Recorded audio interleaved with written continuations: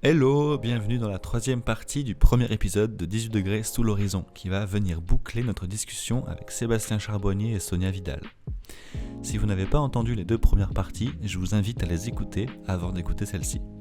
Si vous avez le début en tête, alors je ne vous retiens pas plus. Bonne écoute!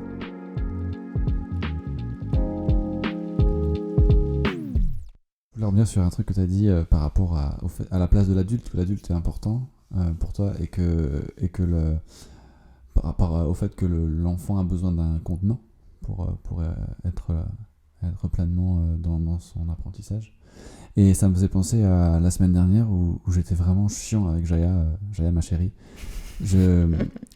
Sur 2 jours, je l'ai embêté, quoi. Vraiment, parce que c'est aussi ma manière de partager mon amour, c'est d'embêter les gens que j'aime. Et je l'ai embêté et ça l'a vraiment saoulé. Et je me suis dit, mais pourquoi est-ce que je suis particulièrement chiant en ce moment-là? Et je me suis dit, j'ai réalisé que j'avais besoin de sortir d'énergie, de m'amuser, de m'éclater, de sortir tout ça, de faire n'importe quoi et de jouer. En fait, j'avais besoin de jouer, c'est ça aussi que je voulais faire avec elle, c'était de jouer.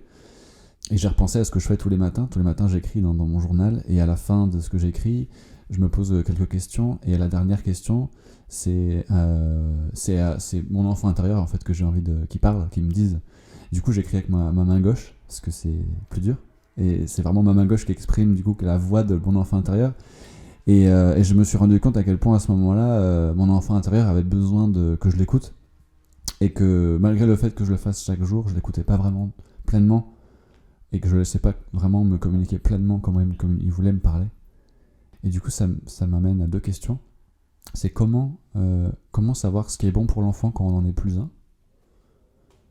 Ou bien, est-ce qu'on est déjà encore des enfants? Et comment est-ce que vous êtes en relation avec votre enfant intérieur, à vous? Il y a peut-être un concept qui serait important, dont on a parlé implicitement depuis le début, c'est la question de l'expérience. Parce que c'est ça aussi un peu le récit mensonger de la transmission de l'institution scolaire, c'est de faire croire, en fait, finalement, quand on prend au sérieux ces idées-là, que l'expérience, ça se passe. C'est-à-dire qu'en fait, au sens, ça se transmet, donc on peut se passer de l'expérience, apprendre sans expérimenter. Et si on prend des verbes que tu as employés tout à l'heure, on peut s'amuser avec le verbe dire et le verbe venir, qui sont 2 expériences. Venir, l'expérience du déplacement, et dire, expérience de la parole partagée. Et quand on leur ajoute des préfixes, et le parent ou l'enseignant ou celui qui pense savoir dans sa mission, voilà, déjà mission, il va considérer par exemple qu'il peut anticiper l'expérience de l'enfant. Donc il va prévenir, je te préviens. Et finalement, prévenir, c'est la même chose que prédire. C'est-à-dire, je connais les conséquences futures de ton expérience, et soit c'est une prévention, encouragement, fais ça. Si tu fais ça, tu seras heureux dans la vie, ou si tu fais ça, il va t'arriver des bricoles. Donc obligation, et l'autre, interdiction, parce que c'est pareil. Intervenir, tu viens dans son mouvement, souvent, la plupart du temps, pour circonscrire son expérience. Donc interdire, toujours intervenir, c'est toujours virtuellement interdire une partie de ce qui allait pouvoir se passer. Peut-être, même si un parent ne le vivrait pas du tout comme ça, mais ce qui se joue normativement dans son imaginaire, c'est il ne faut pas que mon enfant tombe, ou il faut qu'il apprenne à marcher vite, et donc en lui tenant la main, à la fois je m'assure qu'on peut y aller sur la locomotion à 2 pieds même s'il ne sait pas encore marcher, et en plus ce sera bien s'il sait le faire plus tôt, parce que j'ai intériorisé que plus vite il sait parler, plus vite il sait marcher, mieux c'est, parce qu'on a peur d'aller pas assez vite, ou qu'il soit attardé ou retardé, etc. Toute cette idéologie-là. Donc c'est le côté intrusif, ça, intervenir, interdire, et là c'est pas contrairement aux autres, c'est je t'empêche de faire l'expérience, mais je rentre dans ton expérience, et surtout je viens modeler ton expérience à ma manière. Il faudrait que ton expérience convienne à celle que j'ai faite. Et dans les 2 cas, finalement, qu'est-ce qui se joue? C'est une forme de peur de l'altérité. Parce que si je m'assure que tu vas faire l'expérience comme je les ai faites moi-même, c'est rassurant. Aussi sur ce que j'ai peut-être accepté. Il n'y a pas pire zélateur, il n'y a pas pire missionnaire que ceux qui ont obéi servilement. Parce que finalement, ça leur fait très peur peut-être de voir qu'il était possible de faire autre chose. Typiquement, la morale du travail est assénée par les gens qui ne sont pas heureux dans ce qu'ils font. Sinon, tu n'as pas besoin de convaincre à tout prix quelqu'un qu'il faut que lui aussi il en chie, parce que toi-même, t'en as chié, en fait. Et c'est pour ça que tu n'es pas content avec les paresseux ou que les chômeurs, c'est des profiteurs, etc. Si tu es OK avec ce que tu fais, pourquoi est-ce que tu as un problème avec les choix différents de l'autre, hein? Donc, se joue souvent inconsciemment une instrumentalisation de l'existence d'autrui à ses propres fins pour donner du sens à sa propre existence. Et l'intervention, c'est pareil. C'est je viens pour que ça ressemble un peu plus à ce qui moi me convient ou ce que moi-même j'ai intériorisé, parce que finalement c'est quelque chose presque d'angoissant. Et quand on dit ça, c'est pas du tout, là aussi c'est important de ne pas condamner.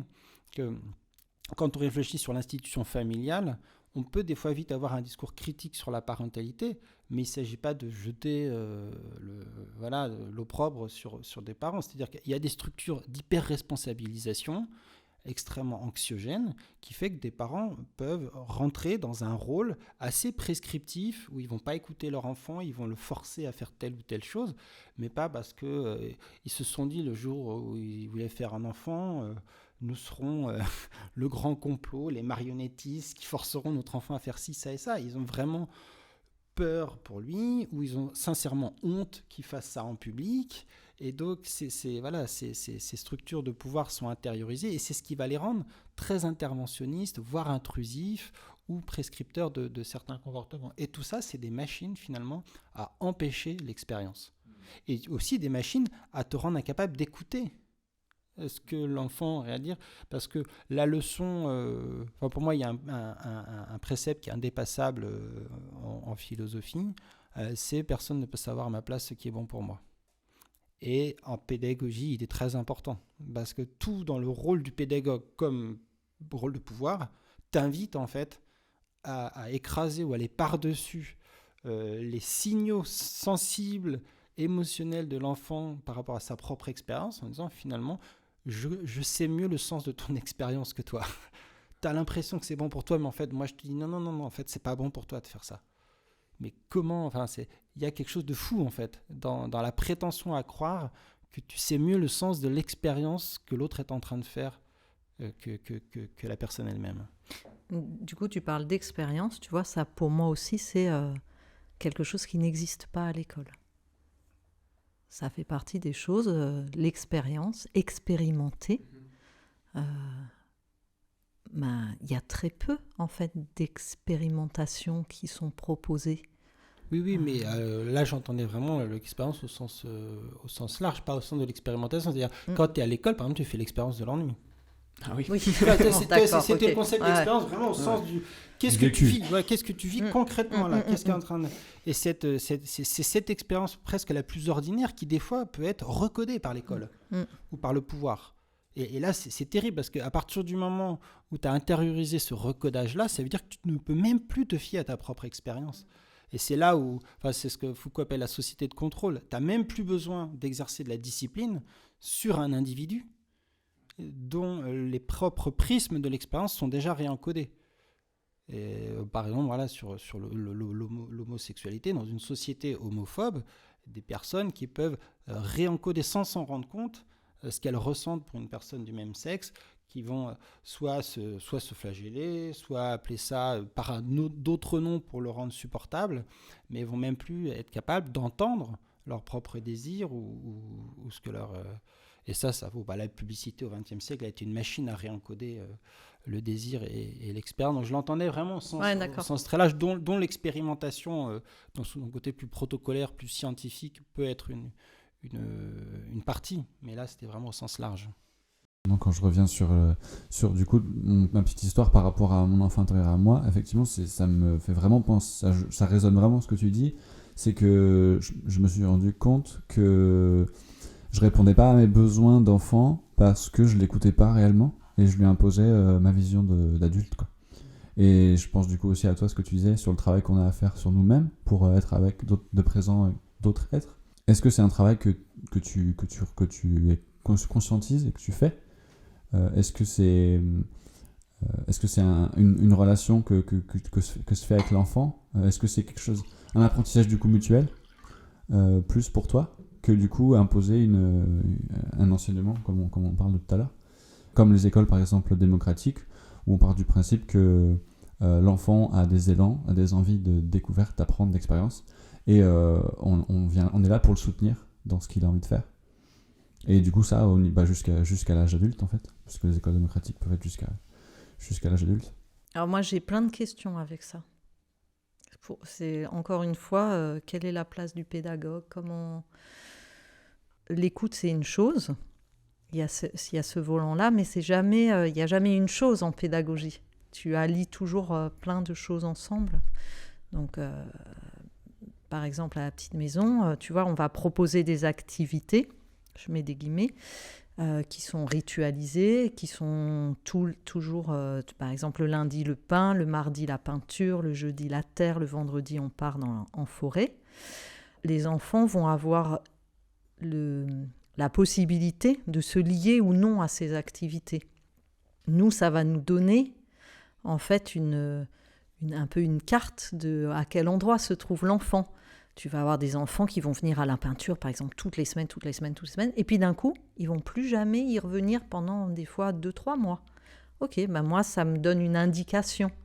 C'est pas que ça l'intéresse plus, c'est peut-être que son apprentissage est allé ailleurs. Par contre, il y a un contenant, c'est ce que je voulais dire déjà tout à l'heure. Tu vois, on va proposer quelque chose. On est force de proposition. On met en place un environnement qui est riche, qui est quelque chose que l'enfant peut identifier. Il sait que ça existe, il voit que ça existe, il peut s'y lier. Nous, on a choisi ces fondamentaux parce qu'ils nous semblent primordiaux. Et il y a, en parallèle des activités, il y a le jeu libre, puisque chez nous, le jeu libre, c'est pour moi l'ancrage principal de l'apprentissage.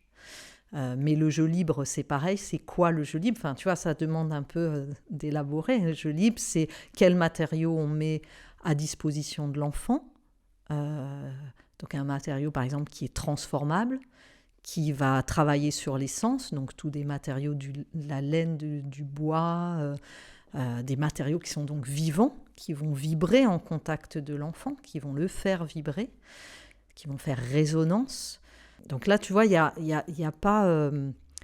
moi, je ne me retire pas en tant que pédagogue. Au contraire, je mets en place une structure autour de l'enfant qui me semble pertinente pour qu'il puisse, lui, avoir assez de matériaux pour aller, ce que je disais tout à l'heure, à manger, tu vois, qu'il ait à manger, en fait. Et à partir de là, il va élaborer son apprentissage.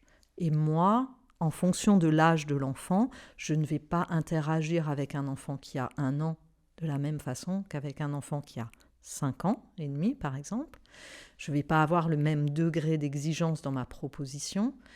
Et aussi, ce qui est très important, moi, je pense, c'est la connaissance très fine de l'enfant que tu as en face de toi. Chez nous, on a des enfants qui vont rester 4 ans, par exemple. Ça veut dire que je sais exactement, alors je dis moi, mais les 3 autres professionnels avec qui je travaille, on sait exactement, et pour en parler régulièrement toutes les semaines, à quel endroit on peut travailler avec cet enfant-là. Pareil, je ne vais pas parler... Il y a certains enfants avec qui je vais pouvoir faire de l'humour, par exemple. D'autres, je sais que si je fais de l'humour avec l'enfant, il va pleurer, par exemple. Il ne va pas comprendre. Il n'est pas à cet endroit-là. Donc, c'est tout ça, là. Amener du savoir à l'enfant, c'est comment on l'amène, en fait. Qu'est-ce qu'on met en place pour pas qu'on soit dans un rapport de remplissage, mais plutôt que l'enfant puisse... aller chercher, mais par contre, moi, je sais ce que je veux donner. Mais je n'ai pas... alors pareil, hein, c'est toujours bizarre de parler comme ça, parce que je n'ai pas non plus un but. Dans le sens, je ne me dis pas, l'enfant à 5 ans et demi, il faut qu'il sache faire ça. Parce que je sais que certains enfants à 5 ans et demi, je dis n'importe quoi, ils vont commencer à écrire leur prénom, mais d'autres, pas du tout. Mais à côté de ça, ils auront peut-être... je sais pas, monter une cabane énorme, ils seront sauter d'un très grand mur, ils seront grimper dans un arbre alors que l'autre ne sait pas le faire, tu vois. Donc c'est vraiment une relation en fait. C'est une relation. C'est une perpétuelle écoute et en même temps retour de toi, de vos compétences et de votre sagesse d'adulte et encore de l'écoute, et encore de l'échange, et encore apporter de la richesse, et l'accompagner, et Une encore grande de l'écoute. expérience. Et l'expérience. Voilà, c'est là où je pense qu'il faut être... il faut que, en tant que pédagogue, on se forme tout le temps, quoi. Enfin, il faut avoir de la matière, en fait. De la matière pour toi-même et pour l'autre qui est en face de toi, qui n'est pas toi. Et qui, du coup, va venir te bousculer, va venir te demander des choses. Tu es là pour ça. En fait, tu peux pas être un adulte qui est en face de l'enfant, qui n'est pas assez riche, en fait. Il faut que tu aies une soif toi-même d'engranger du savoir, de la connaissance pour avoir... j'aime bien dire que moi, j'ai une espèce... je dis toujours, j'ai comme un grand tablier avec plein de poches. Et en face de l'enfant que j'ai, je vais me dire, ah tiens, là, je vais sortir ça. Je suis une improvisatrice, je fais du spectacle toute la journée. C'est ça mon travail, c'est faire du spectacle. L'enfant, il a besoin de ça. Il a besoin d'être émerveillé. Ce qu'il vient chercher chez nous, c'est de l'émerveillement. Si je suis ennuyeuse, il n'aura pas envie d'être à mes côtés. Moi, j'ai envie d'être à ses côtés. Tu vois, Ce qui est fou, c'est que du coup, même au niveau du lycée, ou en tout cas, moi, quand je pense aux profs qui m'ont les plus marqué, c'était ça aussi. C'était des profs qui étaient émerveillés par ce qu'ils partageaient, c'est ça. par leur contenu. Il y a quelque chose que je voudrais souligner, rebondir dans ce que tu as dit, qui m'intéresse beaucoup aussi, c'est la question du temps, le rapport à la temporalité. Parce que pour pouvoir faire des expériences, tu as besoin de rentrer dans une certaine temporalité. Et en t'écoutant, avec l'exemple que tu donnais sur c'était l'activité peinture, où tu dis, il ou elle vient toutes les semaines, il ou elle est à fond, et puis à un moment donné, il passe à autre chose. Mais si, imaginons, faisons une expérience de pensée, si à 20 ans, on devait apprendre à relationner, et que l'école s'en chargeait, eh ben, ce serait à 8h, tu as cours avec Joséphine sur la monogamie hétérosexuelle. À 9h, c'est avec Joseph sur l'homosexualité et le polyamour. Mais à chaque fois, tu es censé apprendre le truc en vivant l'expérience. Ça s'appelle l'emploi du temps. Et on l'a vachement intériorisé. Et là, d'ailleurs, ça fait penser à ce qu'on disait au début, l'articulation école-marché du travail. L'emploi du temps, c'est sans doute la plus grosse machine disciplinaire qu'on ait inventée depuis 2 siècles. C'est-à-dire habituer des individus à organiser le temps de leur existence d'une manière qui suppose un complet oubli de soi-même, une cécité apprise sur qu'est-ce que j'ai envie de faire maintenant, de faire confiance à l'évolution de ses apprentissages et pouvoir à un moment donné se consacrer pleinement à quelque chose, peut-être passer par autre chose, c'est-à-dire une rythmicité qui est beaucoup plus subtile et complexe que la mécanique de l'emploi du temps. Et on voit bien que la finalité de l'école, ce n'est pas les apprentissages qui sont qu'un moyen instrumentalisé, parce qu'on le sait très bien, et sans même avoir fait d'études intuitivement, que ça paraît être la pire des idées pour organiser des apprentissages que de décider abstraitement et a priori des créneaux en disant toutes les semaines, pendant 1 an, pendant 15 ans, le jeudi à 9h, tu t'intéresseras aux mathématiques et le vendredi à 17h, tu parleras anglais. Et le samedi matin, tu feras du sport. Enfin, c'est trop bizarre. En fait, on est habitué à ça parce qu'on nous l'a imposé. Et des personnes vont connaître ça pendant toute leur vie professionnelle. Ce n'est pas le cas de tous les métiers. Il y a des métiers qui, pour des raisons diverses, ont même des fois des régimes qui accompagnent la sortie de l'emploi du temps. Je pense par exemple à l'intermittence, voilà, où là, on prend acte que oui, effectivement, ce serait aberrant d'imposer ça. Donc, on trouve des formes aussi de rémunération et de structure de ce type de métiers différentes. Mais globalement, ça correspond quand même à beaucoup de métiers parce que c'est une certaine organisation sociale, etc., etc. Et le fait d'avoir cette souplesse, cette ouverture, cette capacité de suivre le désir, la voix d'un enfant, etc., c'est déjà énorme comme geste révolutionnaire par rapport à ce qu'est devenu l'école et le marché du travail dans son organisation depuis au moins la révolution industrielle. C'est les historiens qui sont chouettes. Par exemple, donc je pense à Thomson, qui est un grand historien marxiste anglais, nous apprennent l'invention de la chronométrie, c'est-à-dire de la mesure du temps. C'est super récent. Je veux dire, la montre est une invention de la fin du XVIIIe siècle. Le réveil est une invention du XIXe siècle. Le compte à rebours est une invention esthétique. Le compte à rebours, c'est Fritz Lang dans Metropolis qui, pour des raisons de scénario, imagine ce que aucun être humain n'avait eu l'idée de compter le temps à l'envers. C'est tellement anxiogène comme rapport au temps, le compte à rebours. Ouais. Et ça va être repris de manière assumée et en hommage à Fritz Lang dans les projets spatiaux. C'est-à-dire, la NASA et d'autres vont, pour ritualiser le lancement, vont faire ces grands comptes à rebours, et maintenant, c'est dans les pratiques. Moi, il a fallu que j'attende, je crois, à l'âge de 32 ans, j'avais déjà ma thèse. Je suis content d'avoir eu ma thèse sans ça, pour entendre le mot deadline. La première fois que quelqu'un m'a dit deadline, je dis, ça veut dire quoi, deadline ? Les gens me regardaient avec des yeux de Merlan-Fil, tu connais pas ce mot-là ? C'est horrible. Mais quand on y réfléchit, c'est un rapport au temps qui est très bizarre, parce que pour le coup, c'est un rapport complètement finalisé. D'autres personnes ont décidé qu'il allait se passer ça, et qu'il faudrait faire ça, et après, toute notre orientation, toute notre question de... Et voilà, typiquement, dans le pouvoir pédagogique, c'est-à-dire la pédagogie comme pouvoir... passe forcément à un moment donné par ce rapport-là, à la deadline, et même des parents, pas que les enseignants. Il faut que l'enfant ait fait ça à telle date, il faut qu'on ait fini le programme, le programme. Ça, c'est ça. Voilà. Et ça fout tout en l'air, en fait, parce qu'on oublie l'expérience, on ne peut plus écouter l'autre, on force, en fait. On se met à forcer le réel pour que ça rentre dans les cases. D'ailleurs, les meilleurs cours, je pense, qu'on a eu, c'est les cours une fois que le programme est fini. C'est le moment où... Est-ce que tu continues à y aller, toi, non, quand le programme était fini? non, mais, Moi, pas. non, mais justement, voilà, c'est que déjà, les profs font, vous venez ou vous venez pas. Donc moi, j'allais que en cours de philo, globalement. Ça, c'est pareil, tu viens ou tu viens pas. D'un coup, c'est possible. Voilà, d'un coup, c'est possible. Enfin, bon, j'aimerais quand même qu'on... Là, ça fait 2 heures qu'on discute, j'aimerais qu'on conclue. Alors, je pense que la conclusion va être assez vaste. J'aimerais quand même qu'on se demande, maintenant qu'on a vu à quel point l'école n'était pas forcément destinée forcément à apprendre, mais était une institution de coercition avant tout, que l'émancipation il n'y avait pas forcément sa place. Qu'est-ce qu'on fait de cette institution ? Est-ce que il est intéressant de trouver des alternatives, comme tu fais, Sonia ? Est-ce qu'il est intéressant de par l'école, dans l'école, essayer de changer le système? Est-ce que ce système peut être bien au final, ou est-ce que c'est un truc qu'il faut complètement transformer? Est-ce que c'est un truc qu'il faut supprimer, remplacer? Voilà. Est-ce que c'est un truc qu'il faut dynamiter?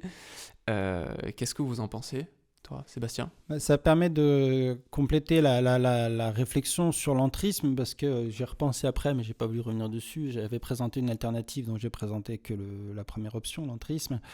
Parce que ça rejoint cette question-là. En fait, pour moi, pour l'instant, en tout cas, la grande conclusion politique que je tire de tout ça, c'est que, à tout le moins, si le système dysfonctionne, il serait illusoire de prétendre imaginer trouver un autre système qui fonctionne, parce que peut-être que le problème, c'est que ça fasse système. Puisque le principe d'un système, justement, ça va être de vouloir s'imposer à tout le monde. Parce que quand on invente un système ou une structure, c'est pas pour soi, puisque c'est une échelle, c'est une échelle vaste. Donc ça, c'est toujours le même problème politique. On a l'équivalent pour celles et ceux qui connaissent un peu, on va dire, les discussions interposées entre ceux qui proposent, on va dire, une approche plutôt léniniste de la Révolution, comme Frédéric Lordon, par exemple, en discussion avec Lundi Matin, Comité Invisible ou les zadistes, qui sont beaucoup plus dans le côté on révolutionne au local et par agrégat, discussion, percolation, on renversera le système. Je pense que se joue à peu près le même débat finalement au niveau de l'école. Si on réinvente un système, on risque sans doute de tomber dans la logique du « nous avons un meilleur système, nous sommes plus malins que l'ancien système, donc on met en place ce nouveau système et qui comme système risque de s'imposer ». Et ça, dans l'institution, on a quelque chose de tout fait. Donc, pour employer le participe passé, participe présent, on est du côté de l'institué. Et le problème, et c'est pour ça que le participe passé est intéressant, c'est-à-dire que quand on pense avoir fait quelque chose qui ne serait pas en évolution parce que ça y est, c'est la bonne chose, d'une certaine manière, on a quelque chose de mort. C'est de l'institué du configuré qui va devoir s'imposer. Alors qu'on pourrait considérer dans une perspective radicalement démocratique ou anarchiste, enfin, on ne va pas rentrer dans les détails, mais on est plutôt sur une fibre anarchiste ou de démocratie radicale, ce qui compte, c'est l'institution comme expérience de l'instituant. C'est-à-dire qu'ensemble, comme collectif, dans nos relations, on vit des choses et en permanence, on a conscience des enjeux politiques qui se jouent dans les relations qu'on construit. Et ça, déjà, c'est reconnaître qu'il y a toujours une dimension institutionnelle, dès lors c'est-à-dire il y a du pouvoir, il ne faut pas se mentir, au sens il y a des micro-rapports de pouvoir. Oui, forcément. Et c'est important d'en avoir conscience, c'est-à-dire de se dire il y a cet enjeu-là dans l'expérience collective qu'on est en train de vivre, mais toujours finalement avoir cette exigence de se dire on est dans de l'instituant, et donc cette vigilance à l'instituer ou aux choses qui ne pourront plus être remises en cause, qui vont être sacralisées, parce que la définition du sacré, c'est ce dont on ne discute pas, dont qu'on n'a pas le droit de remettre en question. Et ça demande beaucoup d'énergie, beaucoup de désir, parce qu'effectivement, à un moment donné, l'instituant est énergivore. Il est joyeux, il est réjouissant, mais il demande énormément d'énergie, et les moments de pause qui sont nécessaires peuvent très vite aussi devenir des moments de non-remise en cause. Ça, c'est de l'institut, on ne va pas revenir là-dessus. Et on voit bien, dès qu'on a des nouvelles luttes en termes de rapport de pouvoir, parce que là, c'est quelque chose qui est assez flagrant, on va dire, depuis 50 ans, en tout cas dans une certaine culture critique, à chaque fois, les dominés qui mettent en avant cette lutte-là sont confrontés à oui, non mais vous nous embêtez, enfin, le féminisme s'est pris ça, on verra plus tard, hein, la lutte des classes d'abord, le féminisme après. La même chose avec les études décoloniales, c'est tout le temps le côté, voilà, les dominants ou ceux qui commençaient à avoir institué certaines choses, les bras leur en tombent parce que ça change le paradigme. S'il faut prendre ça en plus en question, nos études d'avant, il va falloir les refaire. Ouais, c'est la vie. Et ouais, c'est la vie. C'est ça. Et il y a le très beau, pour rendre un petit clin d'œil à un philosophe que je n'ai pas cité, mais qui est derrière tout ça, c'est Jacques Rancière. Bien sûr. Le recueil de ces articles et entretiens a un très beau titre, ça s'appelle « Et tant pis pour les gens fatigués ». Qui résume bien aussi tout le désir et l'énergie que suppose le fait d'être dans l'égalité, dans la démocratie et dans l'instituant en permanence. Ok. Sonia ? Moi, je vais aller pleinement dans ce sens-là. Mais un système, c'est un système. Nous, on le voit à la petite maison, c'est pareil. On travaille beaucoup sur le système. Nous, c'est petit système à 4, là. C'est très intéressant. Moi, je n'ai pas de solution miracle pour l'école. Nous, si on est allé vers cette proposition-là, c'est parce que ce qu'il y avait ne nous convenait pas, soit en tant que parents, soit en tant que pédagogue. On a fait quelque chose qui a l'air de marcher, mais ça marche pour un temps. Oui. Moi, je sais toujours que c'est très fragile et très éphémère et que ça demande, et l'histoire de ce projet le montre, ça demande tout le temps de remettre son cœur à l'ouvrage et de se dire, ok, est-ce que ça marche toujours ? Est-ce que ça oui ? Est-ce que ça non ? Est-ce que... rien n'est acquis, en fait. Et c'est des systèmes qui demandent... c'est très énergivore. Et surtout que, juste petite parenthèse, toi, tu essayes d'élaborer quelque chose d'alternatif au sein d'un système global qui est pas fait pour ça. Donc, notamment, c'est difficilement nationalisable comme système, étant donné que c'est payant, par exemple, et que donc pas forcément tout le monde peut atteindre ces systèmes-là. C'est payant parce qu'ils veulent que ça soit payant. Ouais. Ça pourrait ne pas l'être. Voilà, c'est ça. Il y a d'autres pays où ça l'est pas, où on accepte aussi qu'il n'y ait pas un seul système, mais toi, il y en ait avec plusieurs. Les contraintes du système, c'est ce qu'on veut dire. Ouais. En tous les cas, c'est ce qu'on a essayé de faire. Après, sur la tranche d'âge, les moins de 3 ans, il y a quand même un remboursement de la CAF, comme dans les crèches, comme chez les assistantes maternelles. Ouais. C'est pour les plus de 3 ans où il y a moins de remboursement, mais là, de toute manière, nous, vu ce qui s'annonce avec la nouvelle loi d'instruction obligatoire à 3 ans, ce qui est un peu une hérésie, là encore. Tu peux en dire plus sur cette loi-là qui va passer ? Ce qui va passer, elle est passée déjà, mais là, elle va être institutionnalisée en septembre 2024. Toutes les structures qui accueillent des enfants de plus de 3 ans, donc des 3-6 ans, devront passer en système école. Ah ouais. Voilà. Et là, bon, c'est une grande discussion, mais on aurait peut-être pu commencer aussi par là, et Sébastien est peut-être beaucoup plus fort que moi là-dessus, mais moi, en tous les cas, mettre école au fronton de notre lieu, ça veut dire quelque chose, parce que ça crée des attentes. Et là, nous, ce qui fait que ça marche très bien, c'est qu'il n'y a pas d'attente. Il n'y a pas d'attente de résultat. Le parent, quand il vient là, il sait pourquoi il met son enfant là. Pour son épanouissement, pour le développement de son être. Quand il y a écrit « école » au fronton d'un bâtiment, les 4 qu'on est autour de la table, on a une projection de ce que c'est. Oui, forcément. On a une projection parce qu'on a un vécu avec ça. Je trouve, en tous les cas, je me demande pourquoi on ne travaille pas en interne sur l'école, c'est-à-dire il y a des humains dans ce système école, il y a des gens formidables, il y a des gens qui font déjà dans l'école des choses qui outrepassent la loi et ce qu'ils ont à faire normalement. Je pense qu'il y a des choses à faire déjà en interne de régulation, des outils qui ne sont pas mis en place.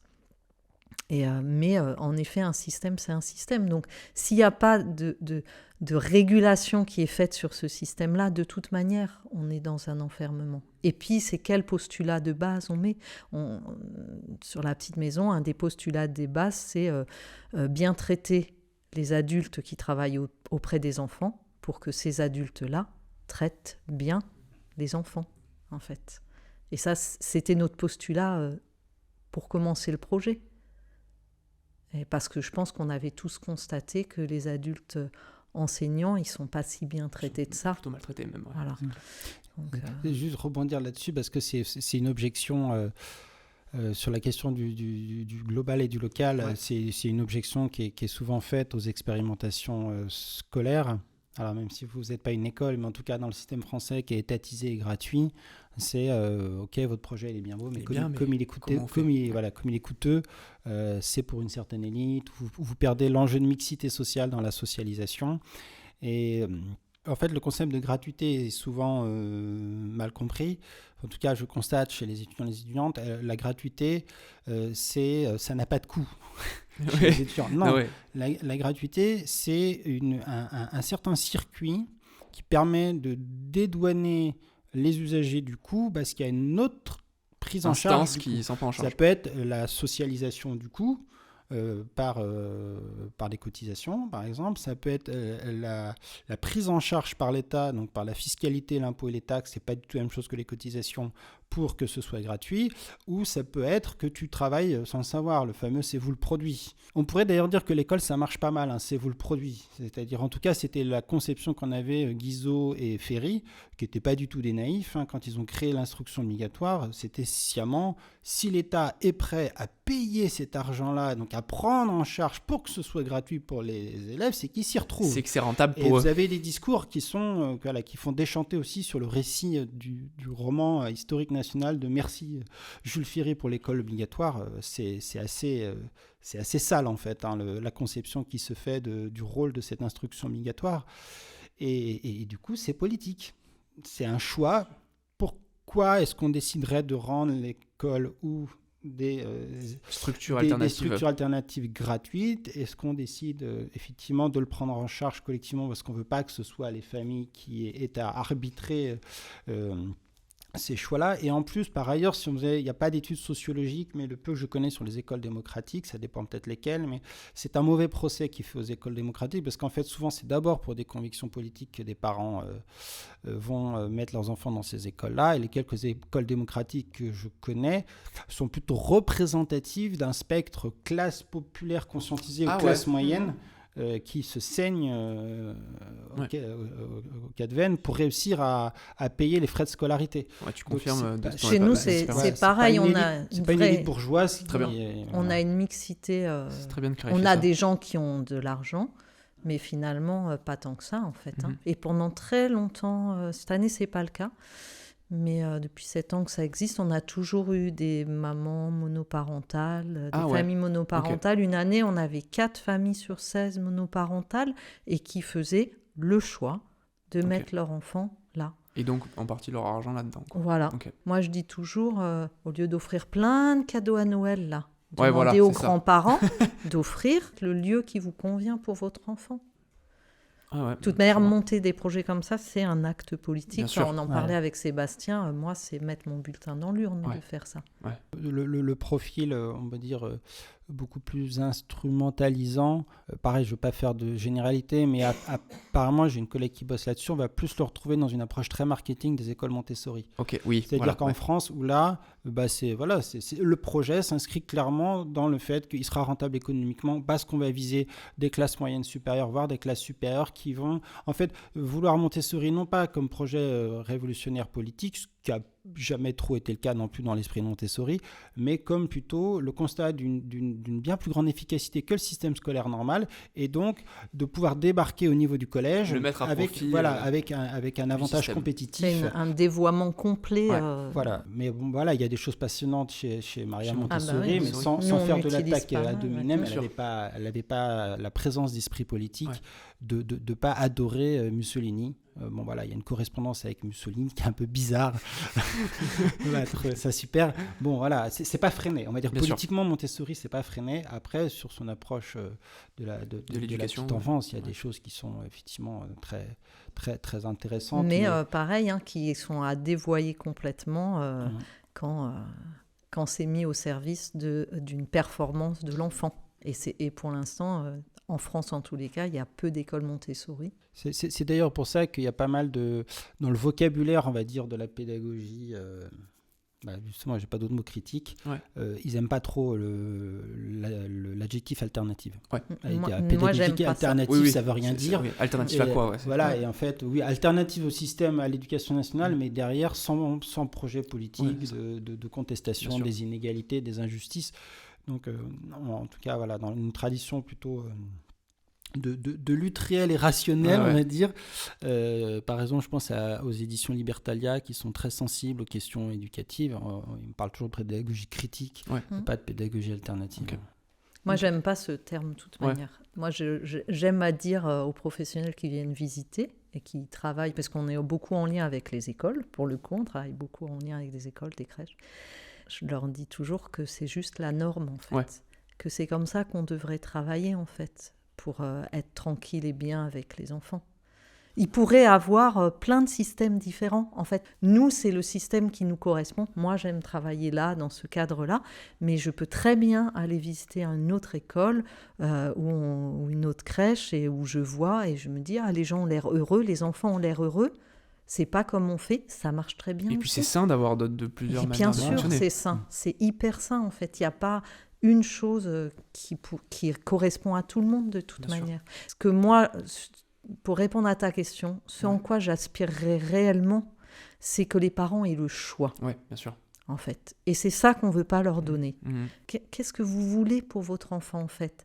C'est quoi l'acte que vous faites pour l'accompagnement de votre enfant, en fait ?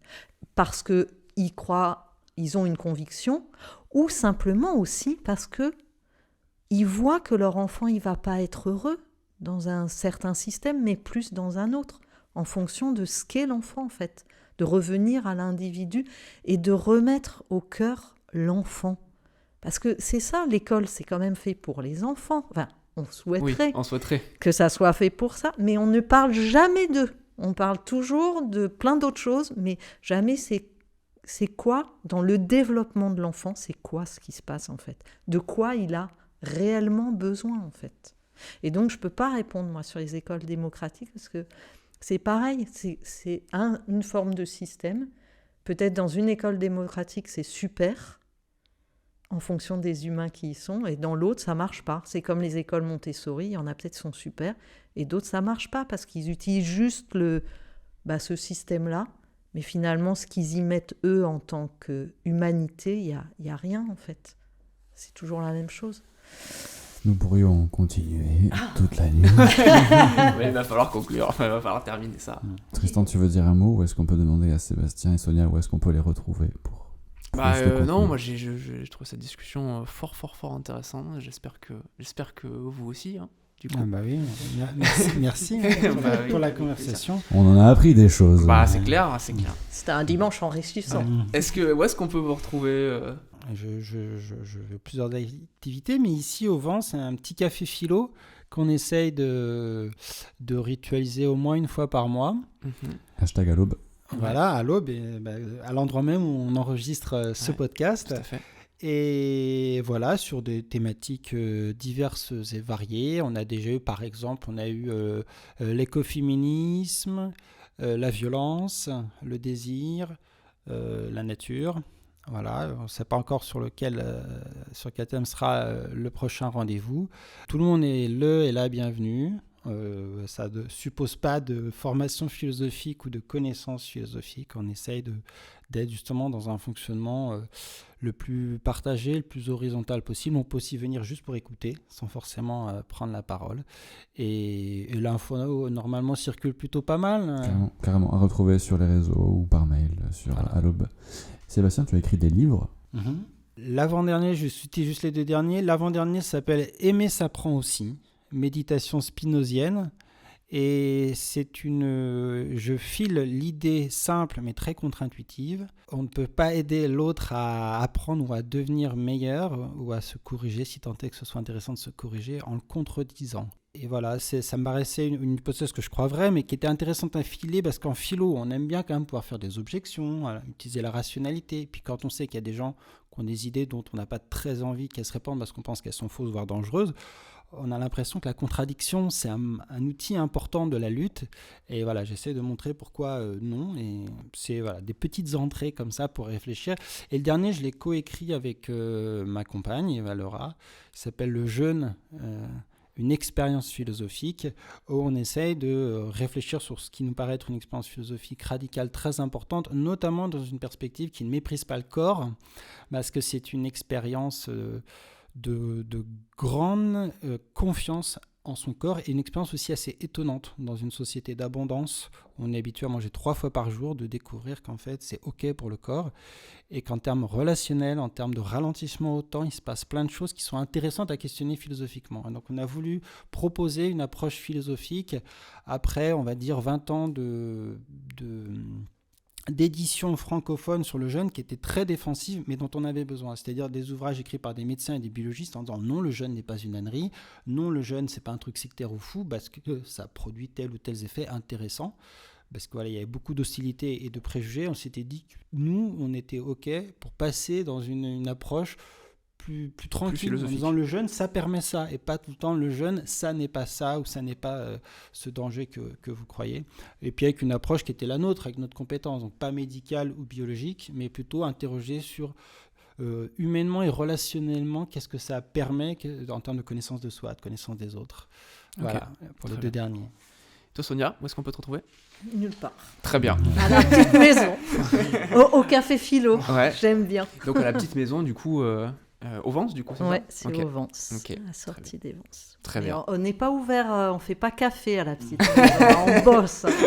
Mais si vous voulez venir visiter, c'est toujours possible. Ok, très Et bien. bientôt un site web. Oui. Oh là. Sur le site, ouais. Pour ceux qui sont trop loin, on pense à vous. Bientôt.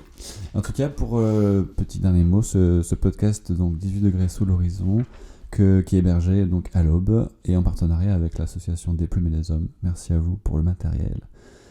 Et voilà, est-ce que j'ai oublié des choses ? Rémi, merci aussi. Pour Merci Rémi. Rémi, il ouvre aussi son podcast. Il commence là tout juste, comme nous. Et ça s'appelle Escale en Ardèche. À découvrir aussi sur les réseaux. Merci Rémi. Très bien. Bon, merci beaucoup. Merci beaucoup. Merci. À très vite. Au revoir.